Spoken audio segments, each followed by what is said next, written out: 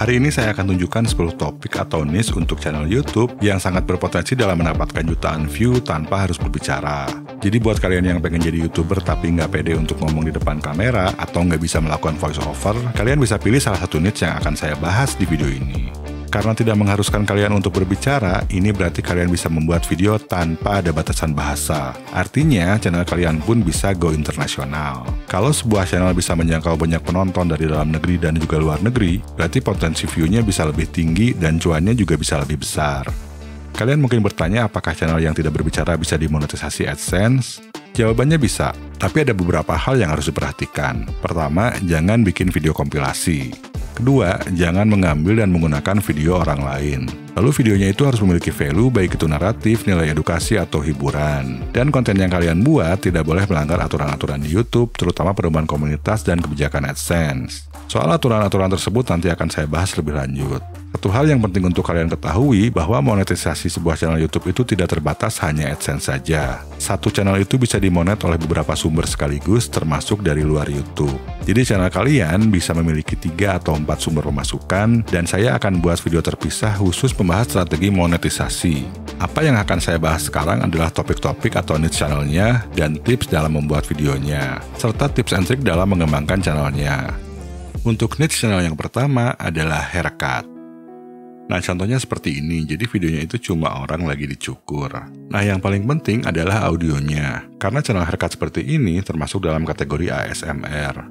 Jadi suara-suara seperti mesin cukur, gunting, dan lain-lain itu harus terekam. Nah, contohnya seperti ini.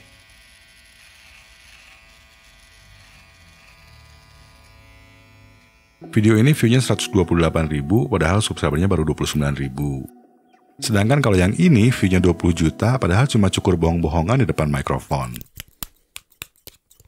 Subscribernya memang 1,4 juta, tapi view-nya ini jauh lebih banyak daripada jumlah subscribernya.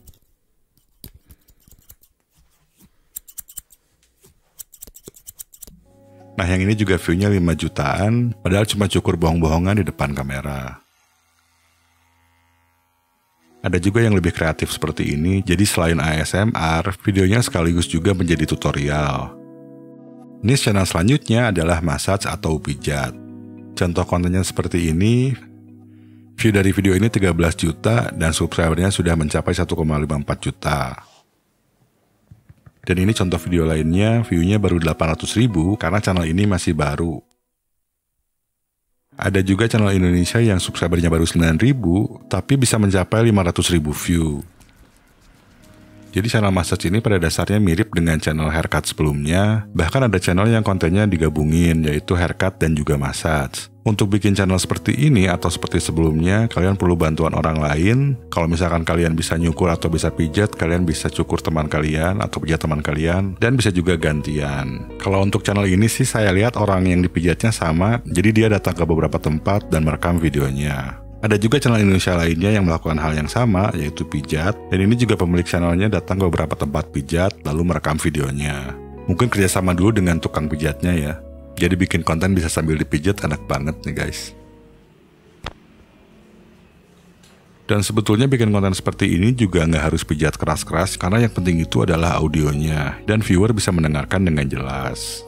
Ide channel yang ketiga adalah workout atau exercise.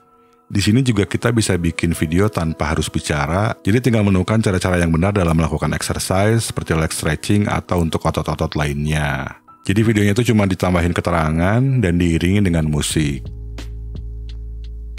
Untuk musik yang digunakan, pastikan jangan menggunakan lagu-lagu yang berhak cipta. Tapi bisa pakai musik-musik yang bebas hak cipta dari YouTube Audio Library. Atau kalian juga bisa pakai musik-musik bebas berhak cipta dari situs seperti Epidemic Sound. Musik-musik dari Epidemic Sound ini lebih bagus daripada YouTube Audio Library, cuma kalau Epidemic Sound ini tidak gratis. Dan ini contoh video lainnya untuk workout. Channel ini subscribernya lebih sedikit dari yang tadi, tapi view-nya bisa mencapai 100.000 walaupun subscribernya baru 20 ribuan. Video seperti ini bisa direkam dengan handphone yang dipasang di tripod. Di Shopee juga banyak tripod yang murah, nanti linknya saya akan pasang di deskripsi.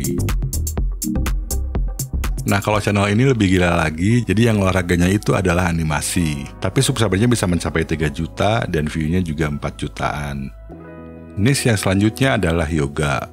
Nah, ini konsepnya sama dengan workout, jadi cukup rekam video pakai tripod, lalu diiringi dengan musik. Bahkan konten-konten yoga dan workout itu bisa disatukan dalam satu channel. Contohnya channel Madi Morrison ini menggabungkan yoga dan workout. Bisa kita lihat jumlah subscribernya mencapai 2,2 juta dan view dari video-videonya pun rata-rata besar. Bahkan ada yang mencapai sampai 45 juta view. Ide channel selanjutnya adalah woodworking. Jadi yang nge-YouTube itu nggak cuma selebritis, nggak cuma di bidang hiburan, tapi juga buat orang-orang yang memiliki skill dalam woodworking atau kerajinan, dan bahkan dalam pembangunan rumah.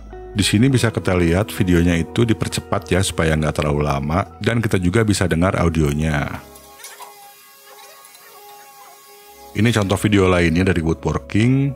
Videonya bisa mencapai 2 juta view dan channelnya bisa memiliki 100.000 subscriber. Nah, buat kalian yang punya skill woodworking, kalian bisa sekalian bikin video YouTube, kalian nggak perlu bicara, cukup menunjukkan apa yang sedang kalian lakukan. Cuma pastikan videonya itu memiliki naratif, jadi misalkan pembuatan meja ditunjukkan dari awal sampai selesai. Dan yang pasti jangan lupa rekam audionya. Di sini juga bisa kita dengar kalau audionya direkam ya. Dan saya juga menemukan channel Indonesia yang melakukan hal yang sama. Nama channelnya Mari Ciptakan dan saya lihat juga sudah lumayan berkembang. Di sini video-videonya banyak yang pakai judul bahasa Inggris. Jadi dengan menggunakan bahasa Inggris untuk title videonya, viewer yang datang pun tidak terbatas hanya dari Indonesia. Di sini ada videonya yang mencapai 400.000 dan bahkan ini ada yang 2 juta view. Coba kita lihat videonya. Nah, pada intinya mirip dengan yang tadi ya. Jadi shot-shotnya itu close dan suaranya direkam. Bahkan ada suara ayam ya. Dan sebetulnya tidak hanya kayu ya, tapi juga bisa kerajinan lain. Contohnya seperti papercraft. Ide channel selanjutnya adalah drawing ASMR. Ide channel seperti ini mungkin khusus untuk orang yang bisa menggambar saja, tapi kalau kalian kebetulan bisa menggambar, kalian bisa coba bikin channel seperti ini. Kalian gak perlu nunjukin wajah dan gak perlu bicara. Cukup rekam video kalian secara close up pada saat lagi menggambar, dan juga rekam audionya. Dan kalian pun juga bisa menggambar dengan pensil seperti yang ada di video ini. Ide selanjutnya adalah tutorial gardening dan juga bercocok tanam. Bisa kita dengar di sini audionya direkam, tapi orangnya tidak berbicara.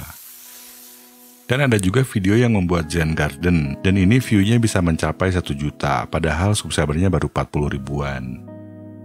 Kalau saya baca di sini, Zen Garden adalah jenis taman yang dikenal sebagai ciri khas dari gaya arsitektur Jepang. Ide channel selanjutnya adalah ASMR Cooking. Nah, di sini bisa kita lihat videonya pun di-shot secara close dan juga audionya direkam sehingga viewer bisa mendengarkan. Jadi kalian nggak perlu bicara dan nggak perlu menampilkan wajah. Nah, ini adalah contoh yang lainnya. Jadi kalau di video ini selain audio memasaknya juga direkam, ditambah juga dengan iringan background musik. Nah, kalian juga bisa coba bikin resep-resep viral yang ada di TikTok. Contohnya channel ini punya 76.000 subscriber, tapi videonya mampu mendapatkan hampir 2 juta view. Nah, video-video seperti ini tuh ramai ditonton karena cukup menggiurkan buat yang nonton ya. Saya pun sekarang jadi pingin makan. Dan saya pun menemukan channel ini yaitu Vinastar Channel, yang saya pikir tadinya dari luar negeri, ternyata channel dari Indonesia. Kalau kita lihat video-videonya, view-nya juga lumayan besar-besar ya, bahkan ada yang 9,2 juta view. Dan ini video bikin cakwe mencapai 2,9 juta view. Dan kalau kita lihat pun juga title-titlenya menggunakan bahasa Inggris. Jadi viewernya bisa datang dari luar negeri, sehingga potensi view-nya bisa lebih besar. Nah, dan ini videonya. Jadi di sini juga ditambahkan keterangan cukup dengan teks saja. Dan untuk video-videonya juga di-shot secara close up.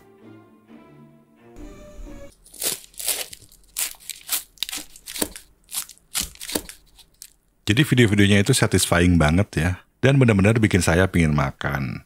Tapi konsepnya sama dengan channel yang tadi dari Indonesia. Nah, selain membuat resep sendiri, kalian pun bisa nge-shoot pedagang-pedagang di pasar atau kaki lima yang sedang memasak. Tapi tentunya kalian harus minta izin terlebih dahulu, jangan sampai kita mengganggu pedagang-pedagang tersebut. Nah, kalau kalian nggak bisa masak, kalian bisa coba ide channel selanjutnya yaitu ASMR Mukbang. Jadi di sini kalian cukup makan aja makanan-makanan yang enak dan bikin videonya. Nah, di sini videonya di-shot secara close dan jangan lupa rekam audionya. Karena ASMR itu intinya adalah audio. Nah, di sini adalah contoh lainnya dari ASMR Mukbang. Di sini dia lagi makan, nggak perlu bicara, cukup makan dan merekam audionya. Dan makanan yang dimakan kelihatannya enak banget ya guys. Dan untuk ide channel selanjutnya adalah ASMR. Tapi ASMR-nya tidak spesifik hanya untuk masak, atau mukbang, atau mungkin pijat, tapi bisa beragam aktivitas. Contohnya video ini cuma garuk-garuk mic aja ya, tapi yang nonton 1,6 juta. Dan kalau saya melakukan pencarian ASMR di YouTube, di sini diberi skor 80 oleh vidIQ, berarti sangat banyak peminatnya. Di sini dikatakan estimasi search volume-nya adalah 100 juta per bulan, dan kompetisinya juga tidak terlalu tinggi. Berarti permintaan untuk video ASMR ini cukup banyak ya guys. ASMR itu adalah singkatan dari Autonomous Sensory Meridian Response. ASMR sering dijadikan ungkapan atau istilah dari sebuah sensasi spontan seseorang yang dipicu oleh suara tertentu. Seperti channel Donna ASMR ini juga membuat macam-macam video ASMR. Di sini ada tapping dan scratching benda-benda seperti smartphone, ada juga menggaruk-garuk mikrofon, bahkan di sini ada keyboard typing juga ya. Dan kalau kita lihat, durasi-durasinya juga lumayan panjang. Ada yang 30 menit, 42 menit, ada yang cuma 14 menit, tapi rata-rata berada di atas 10 menit. Dan bahkan ini ada yang 1 jam. Untuk bikin video-videonya, kalian bisa mulai dengan kamera HP dulu kalau kalian belum punya kamera DSLR atau mirrorless. Dan kalau belum punya komputer, editingnya bisa di HP dulu dengan menggunakan aplikasi seperti KineMaster atau CapCut. Untuk nonton tutorial CapCut, nanti kalian bisa cek link videonya di deskripsi. Tapi untuk audionya, saya sangat menyarankan untuk membeli mikrofon eksternal, kecuali kalau kalian memilih untuk bikin channel senam atau yoga. Sedangkan untuk niche yang lain, audiensnya itu menginginkan audio yang bagus karena bisa dikatakan hampir semuanya berada pada kategori ASMR. Saya sarankan untuk menggunakan lavalier mic atau shotgun condenser mic. Kalian bisa mulai dengan mikrofon yang murah dulu, seperti lavalier mic ini yaitu merek Boya by M1 DM Dual. Bukan yang terbaik, tapi hasilnya lumayan. Cuma posisinya harus dekat. Contohnya untuk video pijat bisa dipasang di tangan dan diikat pakai handband. Mic Boya by M1 D1 ini memiliki dua lavalier mic, jadi bisa merekam secara stereo. Lavalier mic ini bersifat omnidirectional, artinya bisa menangkap suara dari semua arah. Jadi kalau merekam di tempat yang tidak terlalu sepi, suara dari arah manapun dan gelombang suaranya sampai ke sekitaran mic, maka bisa ikut terekam.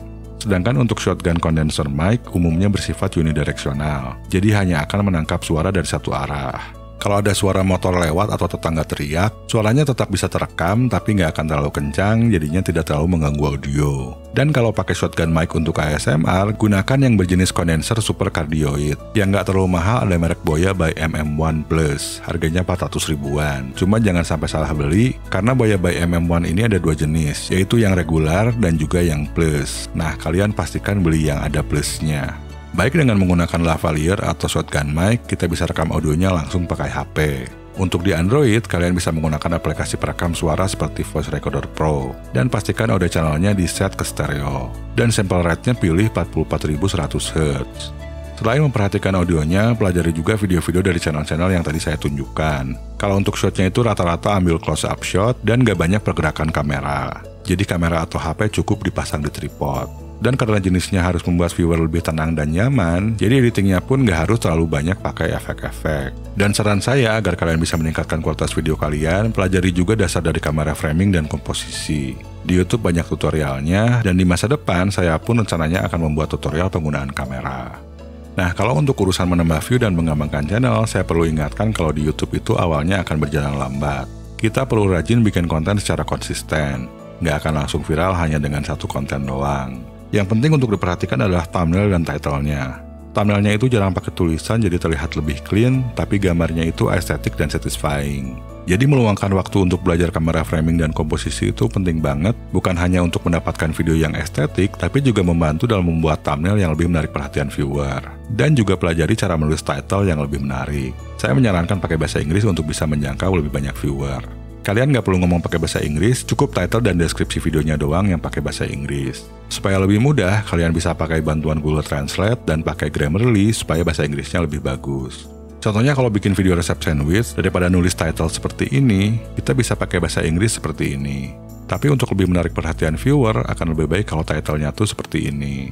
Sebuah video tentang resep sandwich bisa lebih mendapatkan view kalau thumbnail dan title-nya seperti yang ada di kanan dibandingkan dengan yang ada di kiri. Dan saya pun menyarankan untuk belajar aplikasi Adobe Lightroom supaya warna thumbnailnya bisa lebih bagus. Adobe Lightroom itu ada versi gratisnya dan tersedia baik di komputer dan juga di HP. Warna thumbnailnya bisa terlihat seperti ini kalau di-enhance pakai Lightroom. Nah, untuk strategi pengembangan channel secara jangka panjang, kalian wajib tahu cara membaca dan mengerti analitik YouTube. Dan juga pastikan kalian mengerti tentang peraturan-peraturan di YouTube supaya bisa dimonetisasi. Untuk tahu lebih lanjut, silahkan lanjutkan dengan menonton salah satu video yang ada di sini. Sampai jumpa di video selanjutnya.